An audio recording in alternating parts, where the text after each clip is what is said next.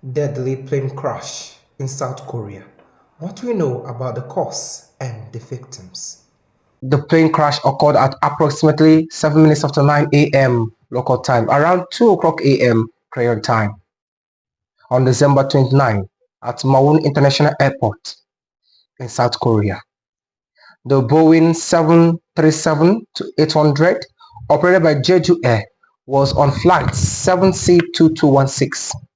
The plane was en route from Bangkok, the capital of Thailand, to Maun, located 288 kilometers southwest of Seoul.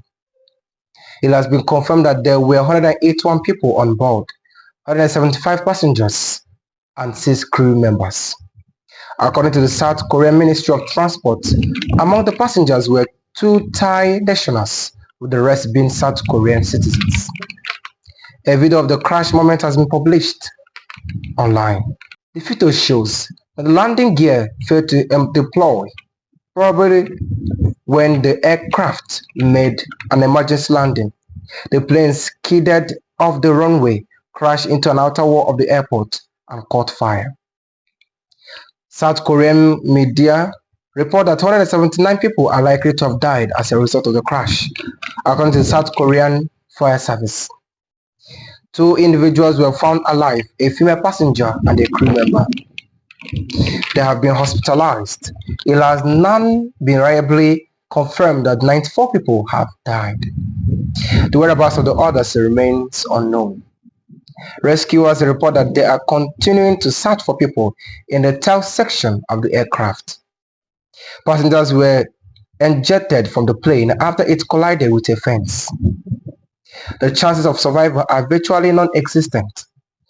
The fuselage is nearly completely destroyed and identifying the victims is difficult. It will take time to find and recover the remains, said a fire service spokesperson in a comment to the media. Preliminary assessments suggest that the crash may have been caused by a failure of the aircraft's landing gear mechanism, which likely malfunctioned due to a possible collision with a flock of birds. The footage capturing the moment of the crash shows that the landing gear failed to deploy, probably during the landing. It is also speculated that one of the engineers may have failed, or the aircraft's indicators could have been damaged. Other theories suggest that adverse weather conditions might have contributed to the crash. Going further, hundreds of emergency personnel joined recovery efforts after South Korean plane crash. More than 1,570 personnel from the military, police, and government have been deployed to Maun in South Korea's Jeolla province to provide support for the recovery effort, an official from the country's transport ministry said. The official added that the ministry will interview control tower staff to gather additional information, including whether there were visibility issues. Communication data between the cockpit and the control tower will also be reviewed, the official said. Remember, the crash occurred approximately 2 minutes after the airliner made a mayday call to the control tower, which instructed the plane to land in the opposite direction in the runway. Here is a picture of a relative of one of the aircraft's passengers wiping his face at Maun International Airport as people wait for news of their loved ones. Moving on. Investigation into cause of South Korean plane crash may take years.